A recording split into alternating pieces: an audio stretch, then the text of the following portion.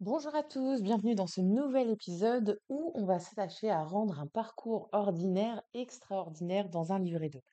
Alors, vous le savez, j'accompagne depuis pas mal de temps maintenant des candidats et je ne compte plus les candidats qui ont ce genre de pensée type mon parcours est trop banal ou je n'ai rien d'exceptionnel à raconter ou les autres ont des expériences bien plus impressionnantes que les miennes ou vous avez eu le malheur d'échanger avec une personne qui a validé le diplôme que vous êtes en train de passer et quand vous voyez tout ce qu'elle a raconté dans son livret 2 ou l'expérience qu'elle a, vous vous dites mais je n'y arriverai jamais. Alors si vous vous êtes déjà dit ça durant votre VAE, je pense que cet épisode va vous aider. Beaucoup de candidats pensent à tort que leur parcours est, comment je pourrais dire, trop ordinaire pour être valorisé. Pourtant, et ça je veux vraiment que vous le compreniez, ce n'est pas votre expérience en elle-même qui fait la différence, mais la manière dont vous allez la raconter et la distance que vous allez prendre en racontant justement cette histoire et votre histoire. L'exceptionnel ne vient pas d'un poste prestigieux ou d'un projet révolutionnaire, mais plutôt de l'impact que vous avez eu, des décisions que vous avez prises aussi et des compétences que vous avez développées. Et ça, tout le monde peut le démontrer à condition de savoir comment s'y prendre et bien évidemment d'avoir les compétences. Alors dans cet épisode, je vais vous montrer comment transformer un parcours en apparence classique, on va le dire comme ça, en une véritable démonstration de votre expertise et de votre valeur. Et cette idée d'épisode, pardon, qui va être traduit en article, d'ailleurs je vous mettrai le lien juste en dessous de la vidéo, comme ça vous aurez les différentes thématiques et les exemples que je vais vous donner de manière rédigée. Cette idée d'épisode, elle m'est venue juste après une séance de coaching avec une candidate que j'accompagne qui vit le DCF et qui est passée par une période de doute sur son expérience où elle en était venue, alors qu'elle a quand même une dizaine d'années d'expérience, à douter de sa propre expérience par rapport au travail rédactionnel qui était à réaliser. Alors le fait est qu'avec elle, on a pu poser des mots sur ses doutes, de sorte à y apporter des réponses et à ce qu'elle y voit plus clair en fin d'entretien. Mais j'ai bien conscience que vous n'avez pas la chance d'être accompagné ou d'avoir ces temps d'échange assez libres avec votre accompagnateur VAE. Ça dépend de la relation que vous avez avec lui ou elle et de l'intimité que vous avez réussi à créer et puis de la confiance, ouais, que vous avez pu développer. C'est jamais facile de se livrer, c'est ce que je veux dire en réalité. Donc, ce que j'ai voulu faire, comme d'habitude, c'est vous partager les coulisses de l'accompagnement VAE que je mène pour qu'il vous soit profitable si vous n'avez pas la chance d'être accompagné. Donc, je vous propose, l'espace d'un instant, de faire ce voyage ensemble pour vraiment valoriser votre expérience et ce que vous allez en dire dans votre livret 2. On va démarrer par la première thématique qui est le mythe du parcours exceptionnel. L'un des plus grands pièges auxquels les candidats à la VAE tombent, c'est celui de l'exceptionnel. Beaucoup de personnes pensent que pour réussir, leur parcours doit absolument comporter des expériences extraordinaires, un poste à haute responsabilité, des projets qui sortent de l'ordinaire ou des réussites spectaculaires. Je le disais auparavant. Ce mythe, alimenté par une culture de la réussite où seuls des parcours éclatants sont souvent valorisés, peut évidemment nuire à la confiance que vous avez déjà en votre parcours, en vous-même et à votre progression dans votre VAE. Alors, il y a un piège dans lequel il ne faut pas tomber, c'est le piège de la comparaison. C'est très facile de se laisser envahir par la comparaison avec ceux qui semblent avoir eu un parcours parfait. Peut-être que vous avez observé des profils au diplôme prestigieux, des projets à l'international ou des promotions fulgurantes. Pourtant, ces réussites ne sont clairement pas la norme et elles ne sont en rien un gage de compétence ou de qualité dans le cadre d'une VAE. Le jury, et ça je tiens à le préciser, n'évalue pas votre parcours selon les standards externes ou les comparaisons sociales, mais sur la base de vos compétences réelles et de votre capacité à les démontrer. Un CV hors du commun ne vous assure pas automatiquement la validation de votre VAE. Ce qui compte réellement, ce sont vos compétences concrètes que vous allez évidemment développer, votre expérience professionnelle et l'analyse que vous allez en fournir, et la capacité à relier cette expérience aux exigences du référentiel de certification de votre diplôme. Il ne s'agit pas de présenter une success story impressionnante, mais de mettre en lumière comment vous avez développé des savoir-faire et un savoir-être dans des situations réelles. C'est pour ça que je parle souvent de démonstration des compétences, de situation de travail et d'analyse réflexive. Donc on attend des compétences et pas des titres. La véritable question n'est pas de savoir si vous avez occupé un poste de directeur ou si vous avez géré un projet d'envergure. La question c'est quelles compétences avez-vous mises en œuvre dans ce rôle? Et donc, un parcours simple, mais mené avec rigueur et engagement, peut être en ce sens bien plus riche qu'un parcours ponctué de titres prestigieux, mais manquant de profondeur dans la rédaction que vous allez en faire. En d'autres termes, et c'est ce que vous avez appris, comment vous avez évolué et comment vous avez appliqué vos compétences dans des situations variées qui comptent le plus. C'est vraiment ça que je veux que vous reteniez ici. On va prendre un exemple concret, j'espère que ça va plus vous parler. Un candidat ayant occupé un poste de responsable dans une petite structure peut tout à fait justifier de compétences en gestion de projet, en management d'équipe ou en stratégie commerciale, même si son entreprise ne fait pas partie des géants du secteur. Ce qui compte, vous l'aurez compris, j'espère, avec cet exemple, c'est la manière dont il a su prendre des décisions, résoudre des problèmes et faire face à des défis. Un grand nom sur un CV n'enlève rien à la légitimité de l'expérience acquise ailleurs. Donc il faut valoriser l'ordinaire. Et ça va être le challenge de votre livret 2. Le véritable challenge dans une VAE, c'est de comprendre que tout parcours, même le plus ordinaire, recèle ce que j'appelle des trésors, des petites pépites, des compétences d'apprentissage et des apprentissages. Et ce qui pourrait vous sembler banal ou simple peut en réalité être extrêmement puissant. La clé, ça va donc résider dans votre capacité à en prendre conscience et à le mettre en valeur. Dans votre démarche, oubliez la notion de grandeur ou de prestige. Au lieu de ça, au lieu de vous concentrer, sur ce que vous n'avez pas, concentrez-vous et mettez en avant ce que vous avez accompli, même si cela semble modeste aux yeux des autres. J'y reviendrai dans des exemples concrets en fin d'épisode. La quantité, encore une fois, n'a pas d'importance. Ce qui compte, c'est l'impact, la qualité de votre analyse. Ne sous-estimez jamais l'importance de votre parcours. C'est lui qui fait de vous le professionnel que vous êtes aujourd'hui et chaque expérience, même ordinaire, mérite d'être racontée avec confiance et fierté. Et c'est là où je vais vous donner un premier conseil qui est l'art du storytelling.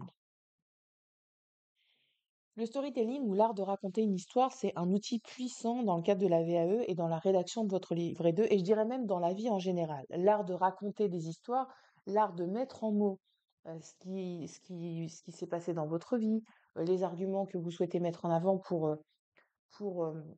soutenir un projet ou convaincre d'un projet, ça fera que soit vous serez écouté, soit vous allez endormir votre jury ou les personnes qui vont vous écouter. Plus qu'une simple technique narrative, il s'agit d'une manière stratégique de transformer une expérience professionnelle, même la plus ordinaire, en un récit captivant et significatif. Ce n'est pas ce que vous avez fait qui compte le plus, mais comment vous le racontez. Et ça, je veux vraiment que vous reteniez ça.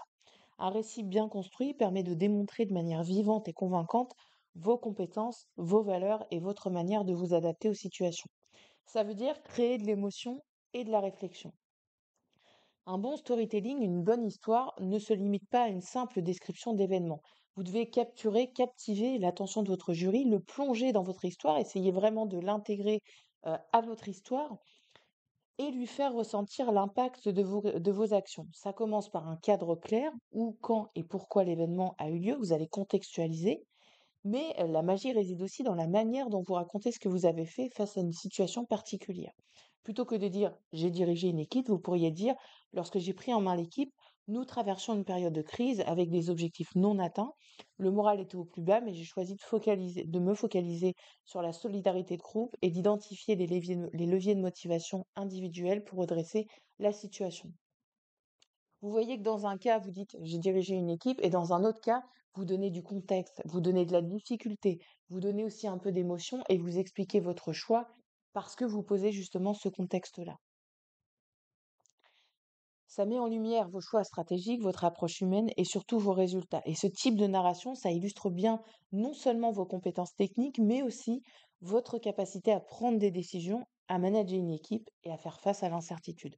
Vous montrez deux choses, votre vision, mais aussi vos priorités et quelque part votre manière de résoudre les problèmes. Tout ça en un seul récit. Et là, vous nous embarquez, là, vous nous chopez dans l'histoire que vous racontez, parce que tout de suite, on dit, tiens, il y a un contexte qui est très fragile, qui est très tendu, comment il va s'y prendre, quel résultat il va obtenir.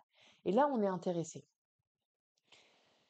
De la même manière, il faut donner des compétences concrètes illustrées par des situations vécues. Le storytelling, ça vous permet de faire le lien direct entre vos compétences et les situations concrètes que vous avez vécues et que vous avez retenues pour votre livret 2. L'une des erreurs les plus courantes dans un livret 2, c'est de se contenter de lister des compétences sans les relier à des exemples réels et vivants.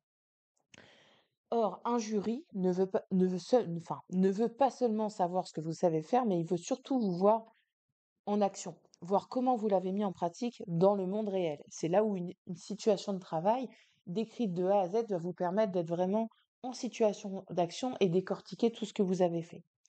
Au lieu de simplement mentionner, par exemple, gestion de projet pour les éducateurs qui vont présenter un projet ou pour même d'autres personnes qui retiennent un projet pour leur écrit, vous pourriez raconter quelque chose qui va retracer le projet. Pour exemple, lors de l'implémentation de l'outil, j'ai été confrontée à une forte résistance au changement.